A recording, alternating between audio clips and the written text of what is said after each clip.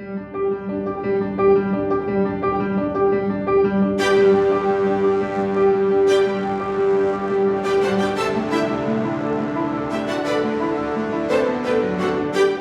is it bad being big? Is it a social issue? Is it a health issue? Is it a happiness issue?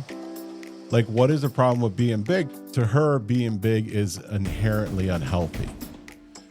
But there's a middle ground. Body positivity to me isn't just, hey, listen, I'm a fat guy, deal with it. There have been a lot of public people in the world who use body positivity towards their benefit and then turn around and all of a sudden they're 150 pounds lighter. Why? Is it inherently unhealthy to be overweight? Of course it is. But that doesn't diminish who we are as people. I think body positivity is accepting that you are who you are, that you're living your life regardless of what society deems. Hello, everyone, and welcome back to Big Man, Big Problems podcast. My name is Julio, and this is a podcast I started really to talk about the issues of being a big guy. But not every podcast is going to be 100% about that. So in this particular case, I have a question. So this is a question that somebody asked me, and I'll be honest, I didn't have a great answer for it. The question is, why is it bad being big? Like, what is the inherent danger of being big? Is it a social issue? Is it a health issue? Is it a happiness issue? Like, what is the problem with being big? Because you know what? I can find clothes that fit. I fit in the car when I go in there. I don't always fit on an airplane, but I can find a way to make it work. So what's the problem with being big? So really, what we're talking about is something more in the sense of body positivity. So really, what is body positivity? I think there is a crazy misconception in the world because I think everyone actually has their own definition of what body positivity is. Okay. So I was watching YouTube and I came across a channel named Jubilee. And lo and behold, here is an old dear friend of mine, which I'm exaggerating by the old dear thing, but somebody that I know better than some others, Jillian Michaels, who was one of my trainers on the TV show The Biggest Loser. And Jillian and I have had a little bit of a history. Jillian, if you listen to my Biggest Loser episodes, and if you haven't, if you're not a subscriber, take a pause for a second, hit the subscribe button or hit the like button if you wouldn't mind, or go back and watch my Biggest Losers. But I spoke very highly of Jillian, not in the training sense, because if I had to pick her or Bob Harper, I still think Bob Harper is a better personal trainer.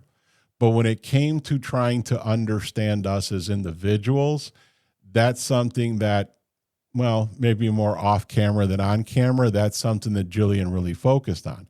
But this particular channel, Jubilee, brought Jillian Michaels in, and it was her against a bunch of people who were professionals in their fields who wanted to debate her about body positivity. And to be honest, I don't think it was a very fair debate. I'm not sure they understood what they were coming up against when they went face to face with Jillian Michaels, who is very prepared. And it was a very, forgive me for saying it, Charlie Kirk type debate where she was firing at them and using a lot of very large medical words that maybe they didn't understand. And unfortunately, it ended up being a lot of people wanting to tell just basically their story. And of course, Jillian would say, but that's not the subject. The subject isn't your story. Your subject is this, and this. And, you know, it's really hard when you're talking to somebody who's in or has been in the health and wellness field as long as Jillian has about whether it's okay to be a big person. Because to her, nobody should be big, right? To her, being big is inherently unhealthy. But there's a middle ground. Body positivity to me isn't just, hey, listen, I'm a fat guy, deal with it, live with it, I'm beautiful, okay? There have been a lot of artists, there have been a lot of public people in the world who use body positivity towards their benefit and then turn around and all of a sudden they're 150 pounds lighter. Why? That's the thing that bothers a lot of people. Are they using it for their own benefit? But body positivity to me, and maybe I'll save this a little bit, because what I really think I should do is I should have Jillian Michaels in front of me.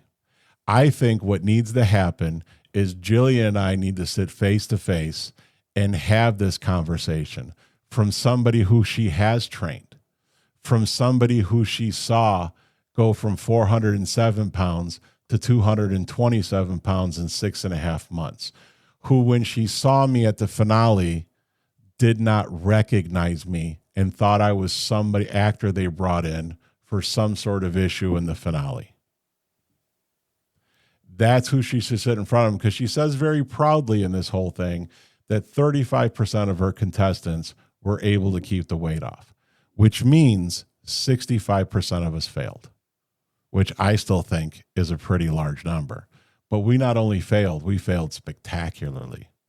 And then to explain why maybe she wasn't a fan of the study that we were all involved in at the National Institute of Health. I would like Jillian to sit in front of me and have this conversation. And now we're, in my opinion, equals. Because when I watched that Jubilee show, at the end of it, I started to read the comments. And as much as Jillian tried to understand, as much as these people explained their experiences and what they felt and what they were going through and how they wanted to be seen and how they didn't want to be diminished, and they didn't want people to look at them and give them the look that a lot of people get when they walk onto a plane or a bus or whatever the case may be, I started to read the comments.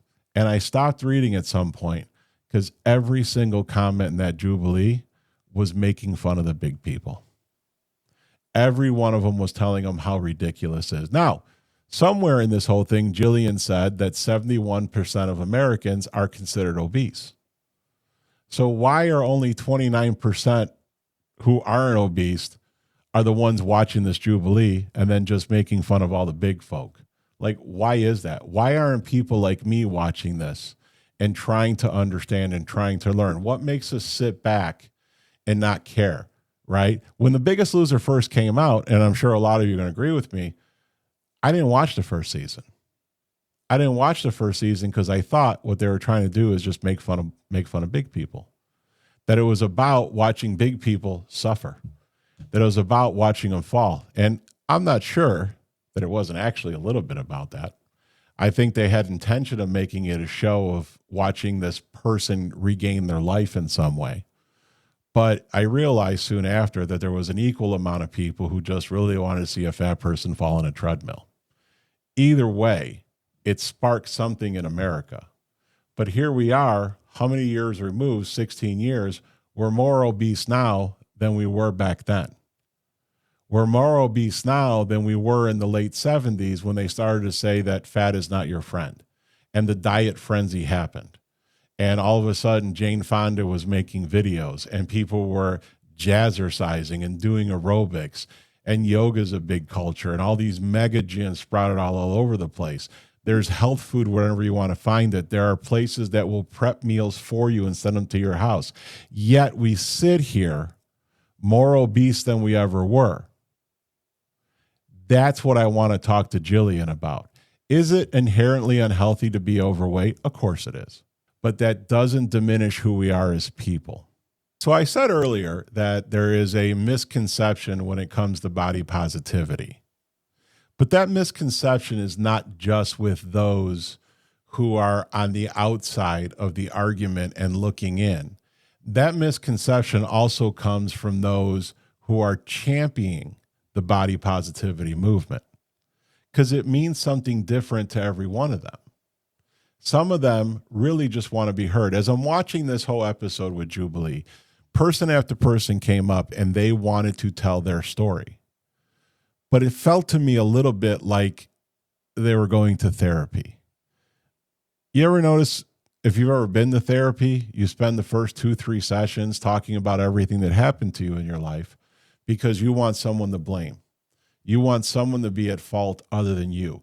You want the fact that you are a big person to be completely out of your control. It's not something you did. It's something that happened to you. And I think that's where the misconception come in. Body positivity to me is maybe an acceptance. It's an acceptance of understanding who you are, where you are, and what your intention is. You know, I like to say all the time that you can't help what happened to you as a child. You can't help what other people do to you with their bad intentions or whatever it might be.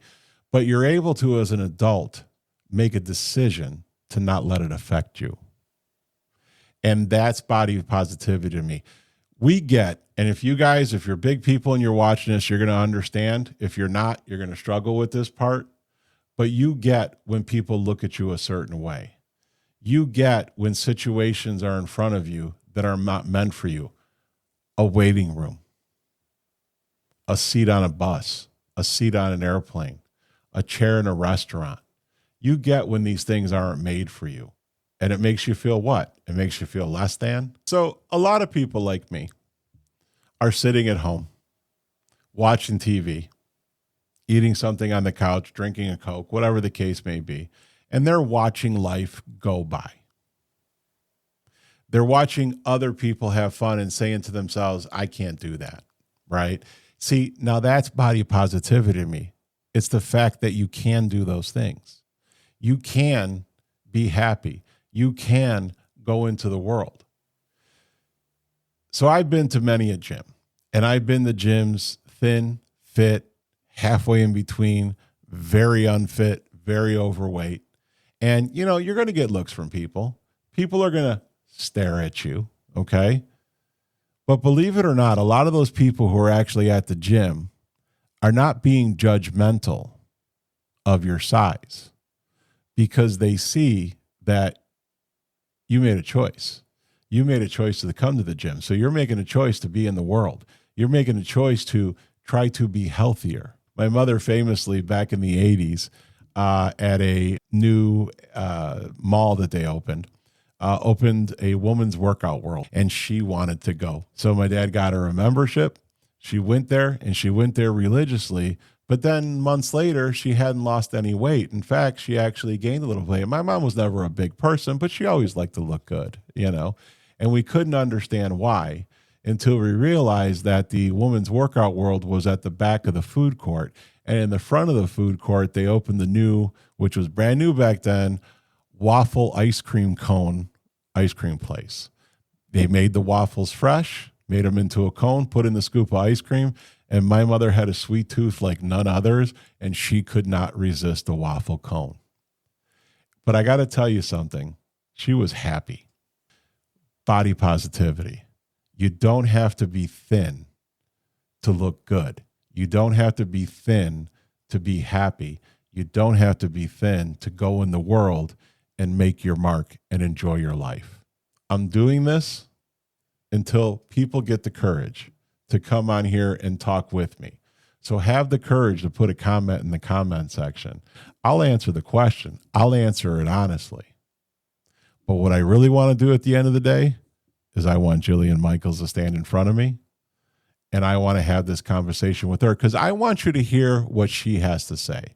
I want you to hear unedited how she really feels. Because I got to tell you, deep down inside, she really does care. Deep down inside, Jillian Michaels helped me.